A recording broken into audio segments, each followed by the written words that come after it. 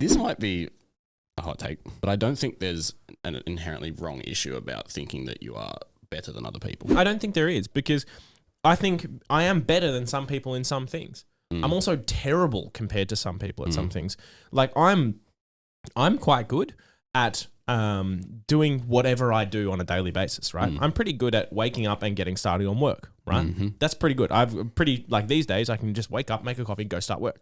Some people need to wake up, do the meditation, go for a walk, do all those kind of things to get themselves primed to work.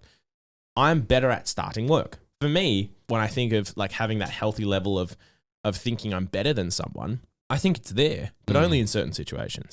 Squad, yeah, we were built to thrive, yeah. I think that we've all had enough. Yeah, I think that we've all had enough. Sick of dealing with the old plan. Welcome back, everyone, to the Lionstone podcast. Today, I am joined by Matt, who just spilt shit on his shirt. I spilled my drink down my shirt. And Speaking of shirts, we're wearing matching shirts today. I rocked up and I got out of the car, and the first thing I said was, "Oh fuck!" I'm like trying to smash the pin pad because I set the alarm off this morning because I just spelt it wrong. Had a moment. And I looked at you and I was like, Matching shirts today. Matching shirts. That's all right. Didn't hurt anyone. We are totally fine. We're both wearing black shorts too. Only one of us is wearing Crocs. I'll let you guess. Oh, who. okay, yeah. I need to invest in a pair, then we could just be They're matching all the mad. time. Like you'll live in them. But Yeah, I live in slides. yeah, no, I used to live in slides as well. Crocs are And the way. then I came into the Crocs game. Now, like, the only issue that I have with Crocs is when it's a hot day, you get sweaty in them. So you can wear socks. But like, Socks and Crocs. socks and Crocs. I do that when I'm training. It's good. Like Each their own. each to their own, exactly. Each to their But own. I don't know. The Crocs are good. They're very popular these days. I think I fell victim to the hype train of Crocs. Crocs. They're actually like, I'm not fucking with you. They quite have bad. shops. Yeah. Like in stores. Croc shops. When I was Croc shops. When I was in Thailand, they in one of their big fancy malls, they had like the Croc store. And I went in, I was like, I'll get a pair of Crocs, they'll be cheap. Yeah, they're like $60 a pair. Yeah, they're still expensive no matter where you go. It's crazy. And it's because it's a patented rubber. Oh. Yeah. It's like Right. patented to not rub on your feet. Rubber. Yeah, right. Mine's still rubbed on my feet. But they're very comfortable. Like, there's a reason like chefs and shit wear like the heavy duty ones, because you can just stand on them all day and it feels like you're standing on a rubber mat. Really? Yeah. So that's the main thing. Like, if you're on your feet a lot, like nurses and shit, They'll wear they'll Crocs. wear like stainless steel Crocs. You can get them. It's insane. Yeah, I'm sure. The only other experience of Crocs I've had was my racist old boss. Right. He used to wear Crocs and Did he? drink 4X Gold at midday on a Saturday. Was he from Queensland? He might have been. I don't know. This Yeah, was at the sounds like popcorn job. A popcorn job. Yeah, yeah. He was hella racist, but Oh, man. his girlfriend was very lovely. That's nice. We were paid the same, her and I. Oh. Yeah, he was very. I'm glad we cleared that up. Yeah, if he could sweatshop here for popcorn stands, he would have done that. Far out. There was something that's what last night. So since the last episode went out last week, that was filmed 3 weeks ago. Yeah, it was ages ago. I feel like I haven't done a pod in ages. Yeah, so that was filmed 3 weeks ago, and since then I have been perfect with my food. No shit. Perfect with it. Yeah. And last night, the night before, I found out that you can get microwave popcorn. Yeah, Yeah. you can get all the different flavors. Like there's like the Extra light, butter, triple butter. yeah, and then there's like Diabetes the light butter. one. Yeah. The So what? the light one, the light Yeah, butter yeah. one. They now have a cinnamon one. Get fucked. Mm. Oh, shit. And that brought me back to the days of Paddy the popcorn maker, where I used to make cinnamon popcorn. Yeah. It's good, But but it's not as good. can you add more cinnamon? Oh, I'm sure. No, it's because it's not made in a not in a big wok, because it's not like I'm sure it is there, but then it's just the kernels, Yeah. cinnamon infused, I It's assume. just the Sanders. Yeah, but they The kernels. the kernels, yeah, because we used to make them in a big pot, like in a big wok, Yeah. and then we would put the oil in, the Yeah. kernels in, and then the sugar in, Right. and then the cinnamon. Right. So these things were sugary as hell. Right. They're fucking great. Really? Yeah, they're great. Mad. It'll kill you, but like. Yeah, I think everything at that shop. It was like I'm trying to remember the flavors. There was nacho cheese. Yeah. That was good. I'd eat the fuck out of that. Yeah, that was I love really cheese good. flavoring. I don't. That's what we use. We use like a big like a like I don't know if it was probably like half a liter or 500 grams per batch of popcorn. Jesus. So there was nacho cheese, there was cinnamon, there was sweet and salty, which is because it was sweet and salty gourmet popcorn, which was the name of the thing. There was salt and vinegar, which wasn't bad. It's kind of weird. It wasn't bad. And then I think they were the 4 main flavors. And then occasionally we would do like a special flavor where it would be like cotton candy. We would just add food coloring to the. There was the Australia Day one was pretty good. Yeah. He's very racist. Racist. He loves his Australia Day. Oh. Well, anyway, so with the popcorn, I went to the movies a couple of weeks ago, and I was like, I wonder how many calories are in like a large thing of popcorn from Reading Cinema. It's a fucking lot. Is that the one just down here? Yeah. It's a fucking lot. But like just any cinema in general that does popcorn, I was like, why is it like one? It's a lot of food. Like if you think about like a large popcorn, it's actually a lot of popcorn. Like there's a lot of servings in there, and some of them were like Village Cinemas was like 900 calories for a large one. I was like, if anyone like thinks that they're just eating popcorn, that's so heavy on calories. Yeah. That'll put someone in a deficit into a surplus. Yeah. Especially if like the ones from the supermarket, you can, because at least you can track it, and there's like the low calorie option, which is still like even those they're actually pretty good for I eat the whole packet. I don't do none of this 3 times. Yeah, I'm gonna have one serving of popcorn. All for me. I'm filling this salad bowl with popcorn. I'm taking it upstase. But yeah, the have ones you ever like put Maltesers in it? Yeah, all the time. Bad. Yeah. Not anymore though, because I can't fit them. But yeah, fit one. Got to dig inside for it. It's like a little. Where's treat the Malteser? It's a treat. My trinket. The ones at the cinema, you are right. They're fucking full of calories, but at the same time, whenever there's a long movie and I finish that, like, because Brie and I will go. Last time we went, I don't remember, it was a while ago, but she'll get like a small popcorn for herself. She's like, how about we share one? And I was like, no, you get your own one and I'm having a large one. Yeah. And then I'll get a large drink too. Yeah. And then I'll finish that and I'll be halfway through the movie and I'll be like, I'll be back in a sec. You go get another one? I'm going to get another one. Yeah. So trip to the movies are full of calories for me. Well, I went to movies a couple of weeks ago as well. What'd you say? Babylon. It was real weird. But Emily and I, we share a large one because, we share. And we have like a bag of Maltesers or whatever.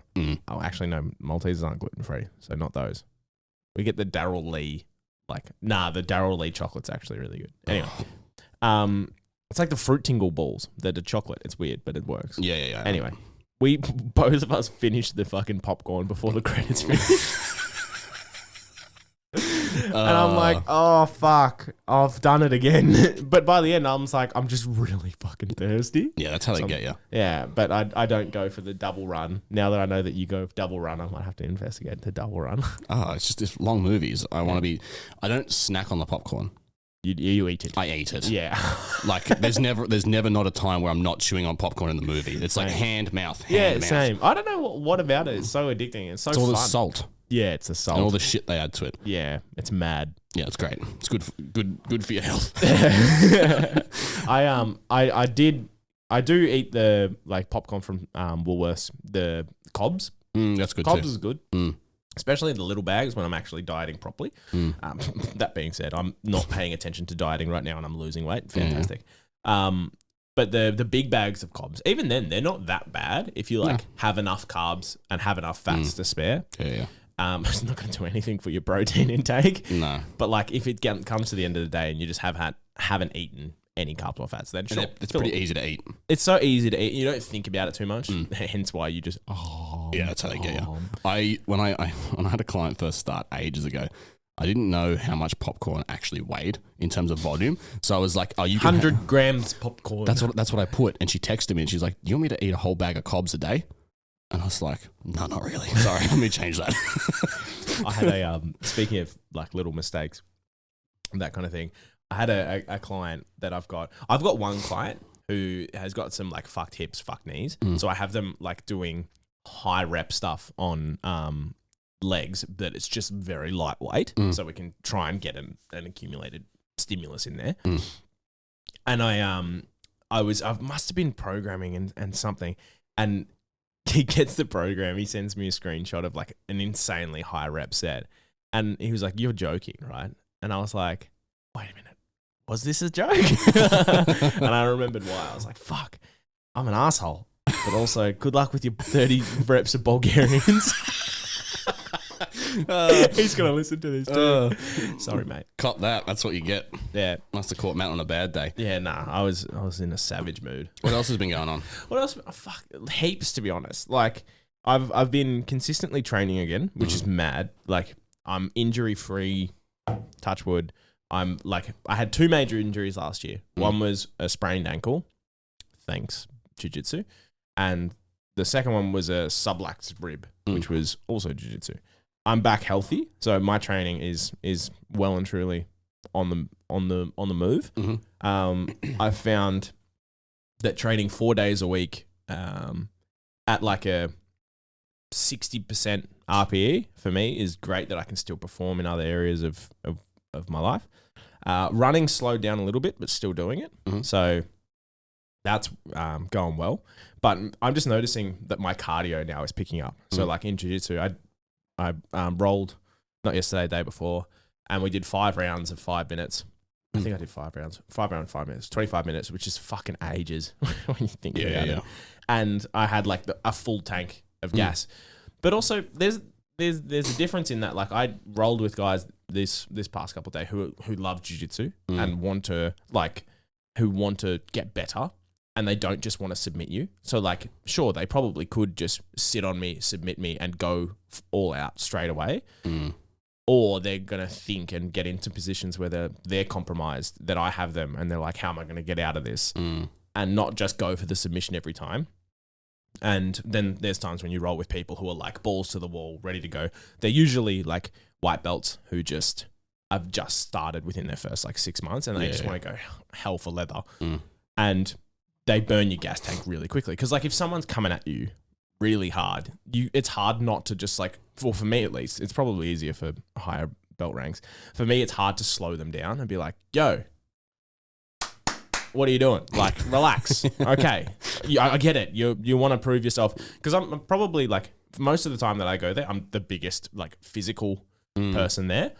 And people kind of get like they want to prove a point. And I'm just like, I'm a fucking noob. Like, just because I'm bigger than you doesn't mean that I'm any better than you. Yeah.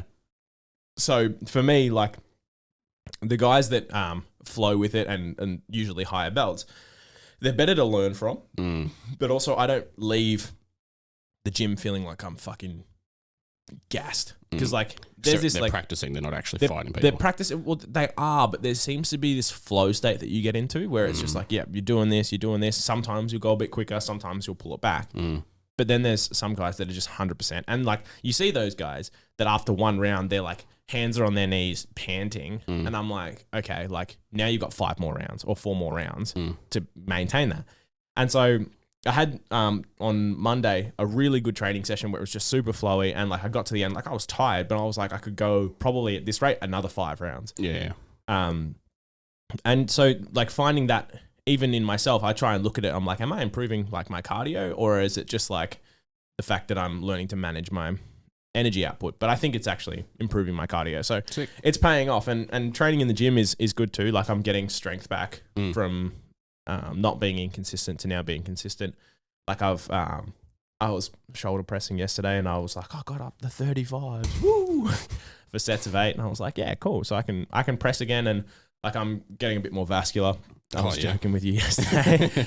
So I'm starting to bring a physique back that looks like I train. You train. So it's cool, because that, like, you see those little gains, and not gains, but little like progression steps, and it is so motivating, right? So the biggest thing for me, and the reason I got back to this, was starting to weigh myself every day.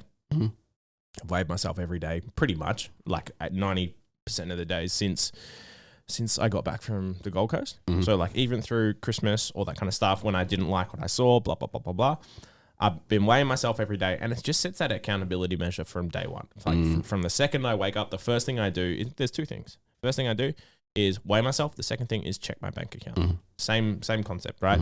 If you're aware of it, you know what's going in, you know what's going out.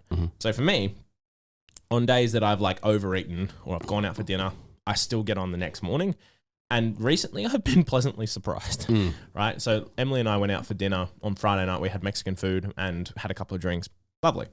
Next morning I was like, fuck, I'm going to hate it if I get on there and I see like 104 and I was 101 the morning of. And I got on and I was like 101.3. I was exactly the same as the day before. And I was like, fuck, the body's weird. I haven't pooed yet.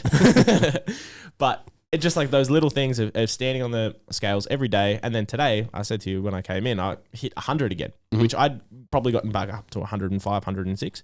And for me, that's just not acceptable in how I know how good I feel in the 90s. And where I eventually want to compete in jiu-jitsu is in the lower 90s. So like, for me, I was like, how can I do this and not make it a massive thing and blah, blah, blah, blah, blah, and have to track all my calories and all that kind of shit. So I was just like, I'll start standing on the scales every day. And it fucking works. Yeah. Like I haven't been diligently counting calories. I do like the same smoothie for breakfast pretty much every day. And then I have Muscle Chef for lunch, Muscle Chef for dinner, and I have like 2 snacks, which is like a protein bar and like a fucking meat Twiggy stick that I get from Costco because they tasty. And a ice cream after dinner. I just eat the same thing. So you just consciously eat less because you can monitor. Yes, and I've been tracking macros for 10 years. Yeah. I know how to track them. But I'm consciously eating what I'm eating, and if my weight doesn't move, I'll slowly eat a little bit less. Yeah. But for now, I pretty much have been eating the same thing consistently for a month. Pretty much the same meals consistently for a month, and my weight's still dropping. So I still know that I'm in a deficit. Also, because I do quite a fair bit of like physical activity, so I train, I've got jiu-jitsu, and I run, and I do at least most of the time at least 10,000 steps a day. I have a high like output.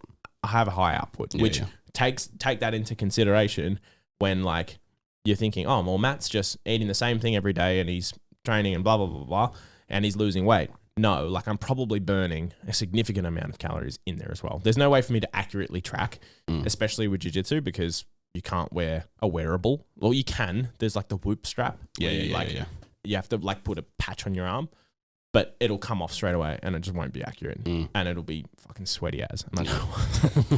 So like for me, I have a high output, and for me that works.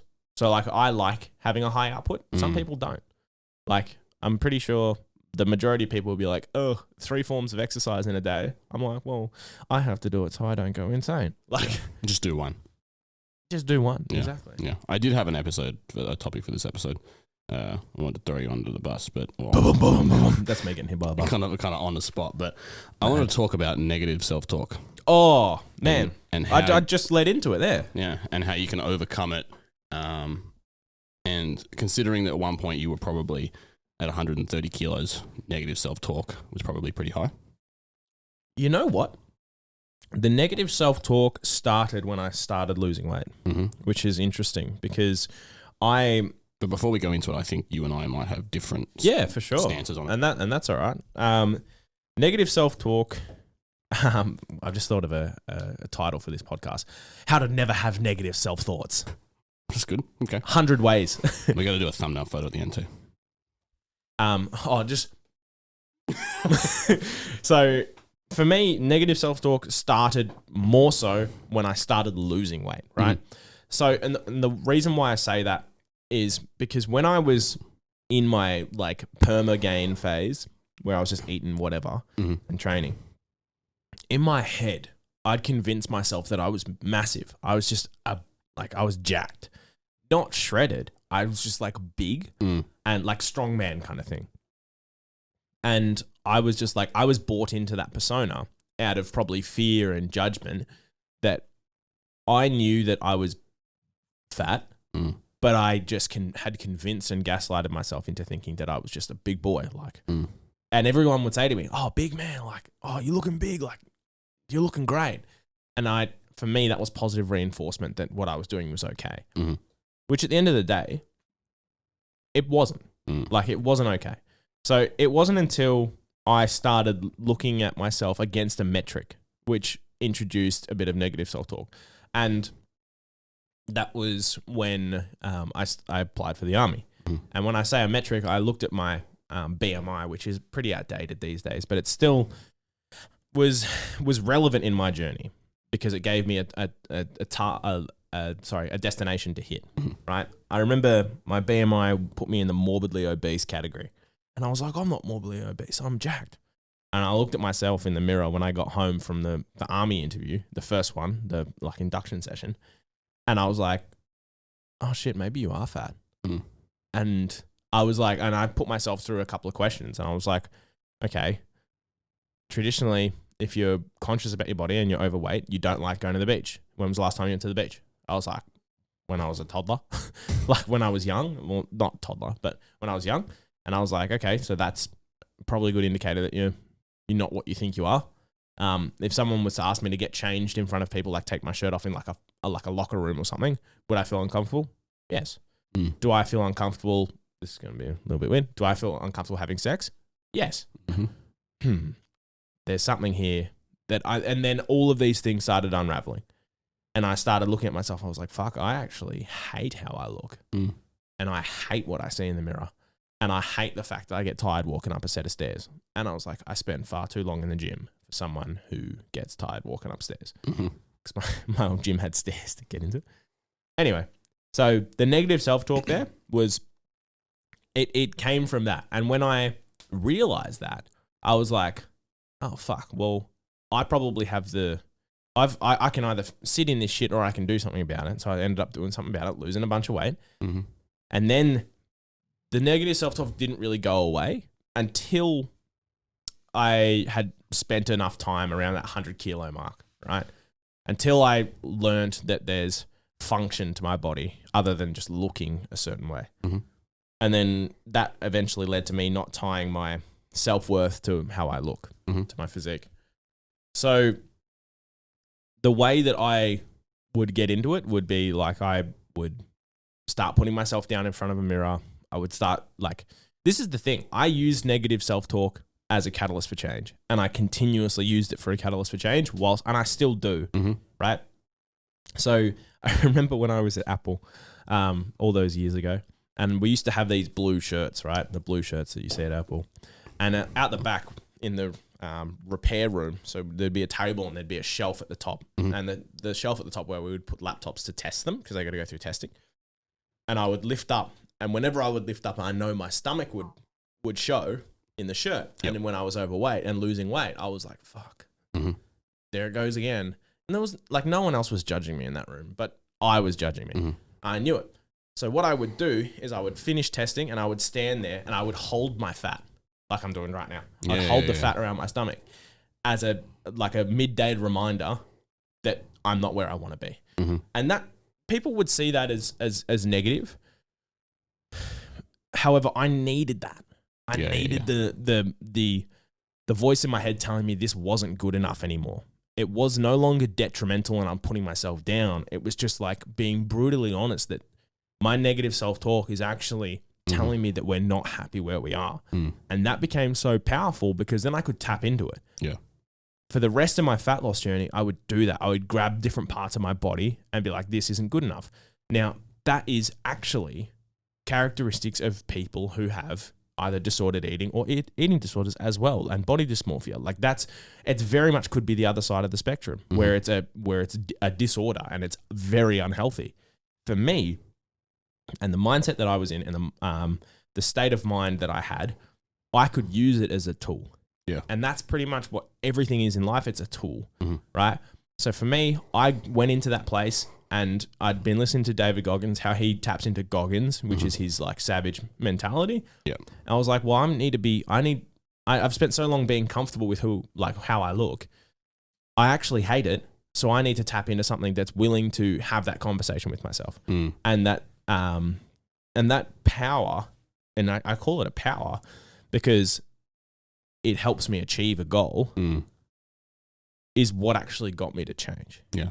I agree with you there. I think for reference, Goggins, the two books we're referring to, there are two books we're referring to. David Goggins wrote Can't Hurt Me and Never Finished. And if you're struggling with negative self-thoughts around either how you look, what you're achieving, so on and so forth, I highly recommend listening to both of those books in order of first and second, because I think the first one he talks more about how it all started, and then the second one is an evolution of all that kind of stuff. I agree with you on a lot of stuff there. I do the same thing. I will often either, like, I rarely ever have negative self-talk. I think there's a level of ego to it, to where I hold myself to a high standard, and I back myself in, like, if I can't do something or I'm not happy with something, I'll just say, can't do it. I've got a question for you. Go for it. Do you think there is anything, do you think negative self-talk actually exists, or is it just all self-talk? I think it depends what mindset that you're in. I think people can have negative self-thoughts and it can go really, really negative. And I think that's a whole separate issue that we're not qualified to fucking talk about or solve. We can talk about it, but like, we're not qualified to solve that problem for you. I think at a level of, like, you can have days where you're down about yourself. That still would be classified as negative. Self-talk for me, or negative self-talk, I use as fuel as well. I'll look at myself in the mirror and be like, what are you doing? Like, not good enough. You look like shit. Hold yourself to a high standard. And I think that's what people need to get into the mindset of doing, is like not beating yourself up about a million things. But like, if there is something that goes wrong or you're not happy with something, be honest with yourself and be like, okay, well, you're not happy with it. What are you going to do to fix it? To be able to do that, though, it's very tough. It is. Because you need to come from a positive place to then use the negative self-talk, right? Because if you're already feeling down about yourself, if you've got depression or like severe anxiety, whatever, and you're in a negative mindset, then the topic of your body comes up with yourself, and then you just drive harder into it because it's already fueled by negativity before that.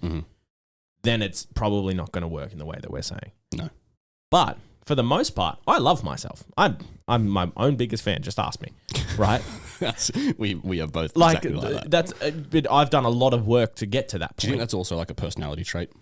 It's like people personality trait? People that are relatively successful hold themselves to a very high standard themselves, even above others. Yeah, it's called narcissism. Do you think there's a level of healthy narcissism? I think there's a level of self-confidence that gets confused with narcissism, because narcissism, in its definition, is people with doing purely, their actions are purely for their own, like, ego feeding. Let me bring up the actual definition of narcissism, because I've looked into this a lot, because I was curious. I was like, fuck, am I a narcissist? Like, I when I learnt the definition of the word, I was like, oh, fuck, am I one of these? So personality qualities including thinking very highly of oneself, needing admiration, believing others are inferior, and lacking empathy for others. So from those, I like had thoughts of, I think very highly of myself. Yeah. And I wanted admiration as a kid, and believing others are inferior and lacking empathy for others. I don't believe that part about myself.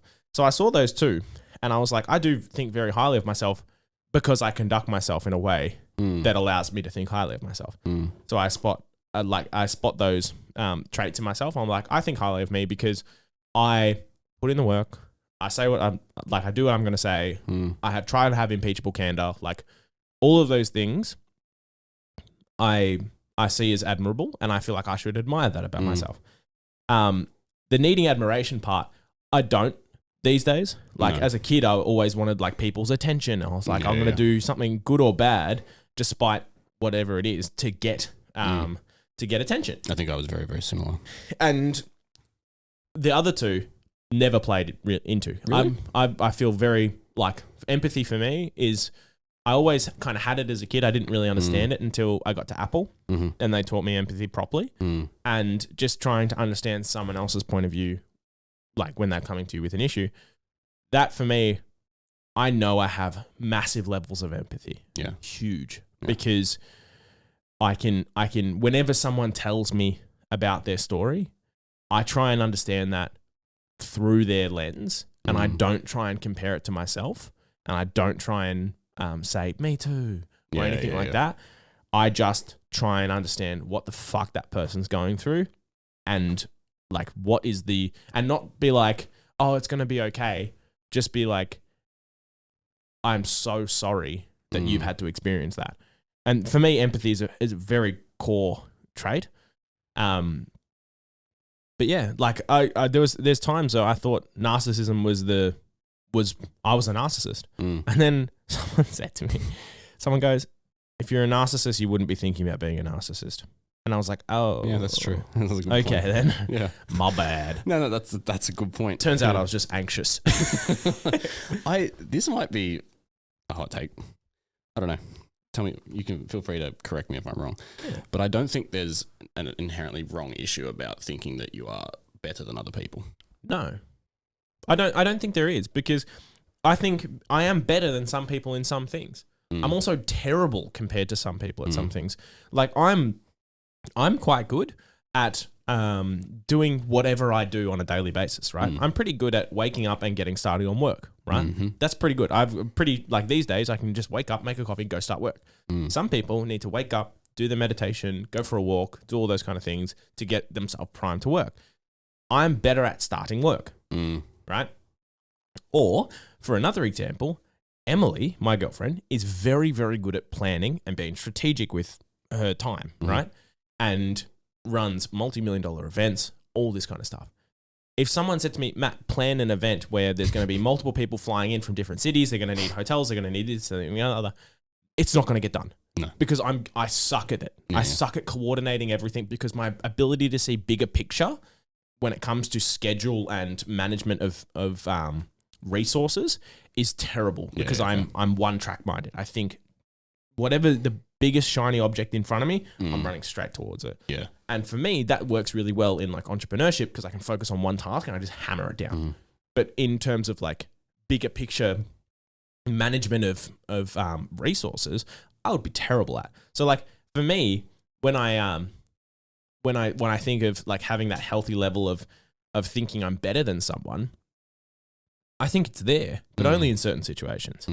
Only in certain situations. Yeah, I'm not saying go around, walk around thinking you're fucking above people at the this coffee shop. This is now the Top G podcast. You just come on, you are a low quality male. No, but that's not what I'm saying. You come off as a cunt then, and no one want to talk to you. You don't have any friends. Talk there. Yeah. At the end of the day, if this opinion of myself changes the way that people think of me, that's not where I want to be. Yeah. Because I still want to feel like sunshine when someone's talking. Like I want them. You know when you stand in the sun and it feels, oh, this is amazing. Sometimes you get that from people. That's how I want to always be around people. Yeah. So like for me, I'm never going to walk around and be like, I'm better than you. And I do things to keep myself grounded, like jiu-jitsu, like training, like running, because I know I suck at a lot of shit and I do the shit that I suck at. Yeah. And that stops me from getting too big ahead. Because honestly, I can't sit here and tell you that if I didn't have the grounding that I have and like people just told me, you're the best, you're the best, you're the best, you're the best. I can't sit here and be like, no, I'm like, I can't say I wouldn't become a narcissist. Because I think we all have the ability to become something very bad. It's just our influence and what we choose to spend our time doing. Because if you, like I've told this to my friends and family before. Well, not family, maybe just friends. But I was always told as a kid that you're the best, you can be anything, you can do anything, blah, blah, blah, blah, blah. And it kind of set this unrealistic expectation to me because I could jump between sports and I could jump between instruments and it would be fine. You're going to be the best at the guitar. You're going to be best at the trumpet. You're going to be best at cricket. You're going to be best at football. Whatever I did, I was always like commended on. And I never really was challenged too much of like, don't jump between things. How about you get good at one thing really well? Like, how about you just stick to something? And because it was that, no matter what I did, I was always encouraged and I was always like, which is lovely, lovely family. We love it. But at the same time, it forced me to like have this sense of self that was always really good. And I was like, I'm a good person no matter what I'm doing, which is, I think can be, like if you nurture too much and tell, like you see the overprotective parents who are just like, oh, it's my baby, they can never do anything wrong. That's when those kind of kids turn out to be cunts, right? So for me, like I was like, okay, I needed to, and I'm so glad I found training 10 years ago because I then realized that, oh, you're actually not the best at everything. And if I just looked at my League of Legends fucking game history as well, you'd see I'm not the best at everything else. Fucking Bit of a Wood reality. Bit of a reality check. So like, yeah, I was never really challenged in that regard. And that stopped me from probably becoming, forming too much an inflated self-worth. Yeah. Of sense of worth, whatever you want to call it. And that's how I know that I'm better at people than some things. And like, yeah, sure, I'll call someone an NPC. They're just like, yeah. You can't go out there. Like that's the thing. Like I do have an inflated self-worth in the things that I'm good at. I also understand that I can really suck at some things, and some people should have an inflated self-worth of what they have over me. So that is, and I'm totally fine with that. And thank you, Apple. Apple taught me that. Yeah. And that's empathy in itself, is understanding that. Interesting. What's your opinion on that? That's a good school of thought. I like that. I would. Thanks. I'm actually fucking not half bad when it comes to a good conversation. Yeah, that's a good. Yeah, I would be inclined to agree. It's interesting because I thought about this a lot, and I kind of chop and change between it because obviously there's like the social opinion of thinking that you're better than other people. You're always taught, no, don't do that. Like, especially in Australia, tall poppies get cut down. Yeah. But at the same time, I think everyone that's a very, very high achiever and everyone that's very, very successful has a level of narcissism to them. Yeah. I don't think they outwardly go about being like, I'm better than you, but internally they're like, fuck, I'm better than a lot of these people. Well, this is the thing, right? They have to be better in order to get that elevated status. Yeah. Right? So they have to know deep down, even if they are a charity, the best charity in the world, are competing against other charities. Yeah, we're better at helping people than you are. We're better at helping people than you are. That's going to create an inflated self-worth, even if it's in a good sense, right? I have no doubt that C-Bum, when it's dark and lonely and there's no one else around, thinks that everyone else sucks compared to him, right? Yeah. In his deep down, he may never say it, and that's what keeps him a good person, but his thoughts are that he knows he needs to convince himself that he is the best. Yeah. The best example is UFC fighters. The amount of shit talk they have, and like because they know they've put in the work and they've put in more effort than the other guy, and that's when they start claiming I'm the best. Blah blah blah blah blah. Sure, there's probably a couple of narcissists in the Conor McGregor in the UFC, but having that inflated self-worth comes from the work that you've put in. Like if you have undeniable evidence that you are the best, there's no other way that you can look around it. But you need to see that. You need to see yourself as that person first.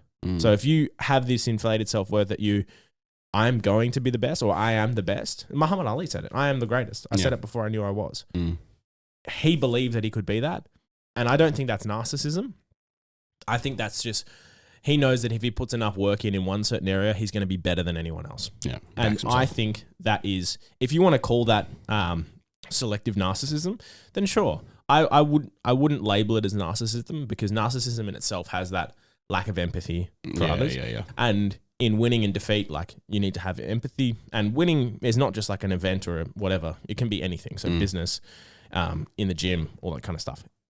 Even like if you ever once get to the top and someone asks you for your opinion and you share it and you help someone, I don't think you're a narcissist. I think you can, if you don't want to hoard those resources for yourself, I think it's not narcissism. It's just backed by evidence, like that you are the bee's knees. It's interesting. That's my opinion, though. No, I'd be inclined to agree. That's the problem is like we're always taught to be, especially in Australia. Yes, and I don't like it. I think it pisses me off. I think in Australia we are taught to don't stand out, don't stand up, don't stand out. What is the phrase? You get what you get, and you don't get upset. That's number one phrase in like Australian families. Number one. Yeah. That's what we're taught, and in different areas, in different countries, it's very different. Especially in countries where it's a lot more competitive. For example, India. I used to work with a guy who was talking about how in India it is so fucking ruthlessly competitive in schools, because there are 1 billion people there. Yeah. So the high tier of people, they're savages and they don't give a fuck. They need to put the work in and they need to get the result or else they're fucked. Yeah. Like they then fall below the poverty line. Like, and it's a sad reality, but there's like they actually have stakes. They have stakes. We don't. We live in the best country in the world for like mediocrity. Yeah. I didn't even finish fucking school. But here you are probably doing more than a lot of people. Well, that's also where I think a lot of paid less. Yeah, let's not go down the money road, but I think that's where a lot of my self-backing comes from. The fact that you're putting in the work. The fact that I'm putting in the work, and at the age of 24, I've so far achieved everything I said I wanted to do. Yeah, for sure. And I think that's where a lot of it comes from. It's where it's like, well, I know I'm at this level. I'm above this person, this person, this person. I don't know if that's a necessarily healthy comparison to make. No, it's not like I'm trying to prove a point to these people because I don't give a shit what they think. But at the same time, it's like a little bit of fuel in my head to be like, well, they said this about this, and now I'm doing this. Let me give you a really good example because I don't care about naming names. I won't name names, but in high school, I had a group of friends. There was 3 of us, right? One of them was incredibly intellectual. He was very smart, did all of like the specialist maths, all the sciences, all that kind of stuff. One of them was incredibly artistic, and he's an artist now and does really well. And there was me. Kind of just a bit funny, didn't really excel in anything at school, right? The one who was incredibly smart, who went to uni and did civil engineering or something like that, runs a jewelry store, a retail location. Like he's second in charge. Just retail. The artist is doing really well. And then there's me, who has 3 businesses. There was no point of me, and I'm not ashamed to admit this, at no point did I ever not think that the guys that used to make fun of me for being dumb, that I wasn't doing this to prove them wrong. And the steps that I've taken because I was being told, you're not good enough, you're not this, you're not that, you're not this, you're not that. I was like, fuck you. I'm going to prove something wrong because I can. Like, I'm going to do that. And then when I get to having proved them wrong, which I don't even speak to them anymore, so like it doesn't matter, I knew for a fact that when I got there, I was like, cool, now I can have a new set of problems.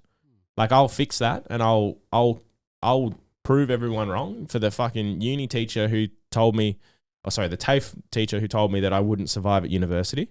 She was right for a semester, and then I changed unis and got a lot better. But I did that with the fuel in my bonnet that I was going to be better than what everyone thought I was going to be. And that was me being a tall poppy and being refused to be cut down. I'd be cut down, I'd grow again. I don't give a fuck. Like, and now, I was saying this to Emily not long ago.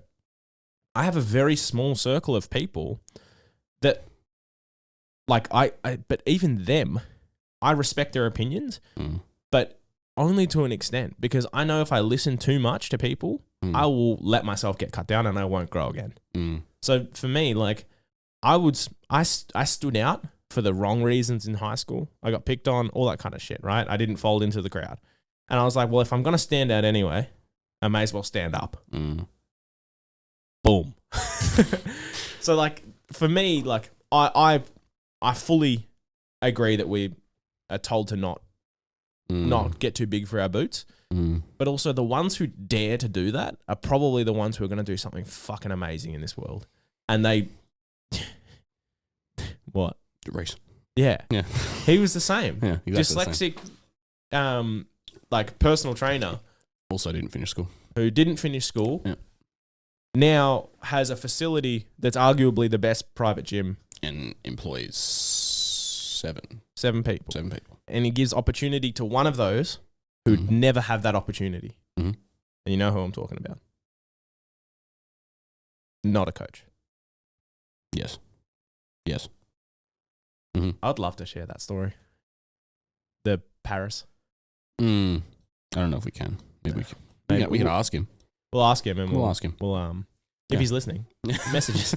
So let's go deeper into that, because I want to hear your opinion, or not so much because I can talk forever, but I want to know your opinion on standing out and versus just growing and not being chopped down. Because there's people listening to this who probably have a 9-to-5 or have aspirations to compete at a high level or have aspirations to do something in business and want to hear that. And coming from people who have broken out of that mold or just were never in that mold to begin with, how do you look at these things? It's interesting. I don't know. I don't know how I like when it like you're very, very eloquent about talking about this stuff, but no, I'm not. You are.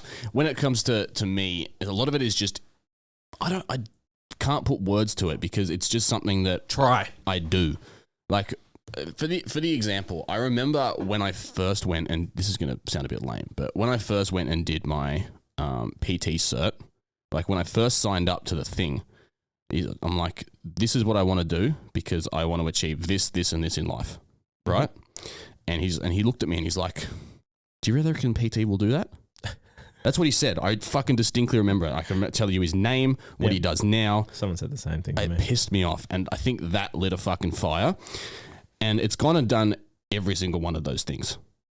And it's only taken 5 years, 6 years, which is in relative sense, fuck all. Yeah. Because I started it when I was 18 and I'm now turning 25, which is fuck all. But I think when it comes to standing out, I think it's just, it's a choice. It's a choice. And sometimes it's a difficult choice. Sometimes you need to piss a lot of people off or go against the grain, piss off family, piss off friends. You're going to. Yeah. I pissed off my grandparents by not finishing school. They now understand it and were like, well, it's probably the best decision you ever made. My parents backed me 100% behind it as long as they were like, as long as you go and do something, then like we care, but at the same time, go and do it. We understand that we will support you. Yeah. So I think you're going to piss a lot of people off. And if they get pissed off by it, but then they eventually understand, great. If they get pissed off by it and then don't understand, fuck them. Yeah. Fuck them. Can I share a story? Go for it. So we love a good story. So the story that I have here is when I decided to become a PT, very similar. My father said to me, you've got a career in IT. You work at Deloitte, which is already like a fucking step up than a lot of people in IT. Do you really want to throw that away to become a PT to earn less money? And I said to him, respectfully, the PTs that I know, some are doing 7 figures. And he was just like, and I was like, he's like, yeah, some of them, but a lot of them don't. And in my head, I never saw any other option than success. Oh no. Battery exhausted. A few issues with the cameras, but we will survive with a wide angle lens for the rest of the episode. Are we in on that one? We can see? Yeah, let me flip the camera lens up.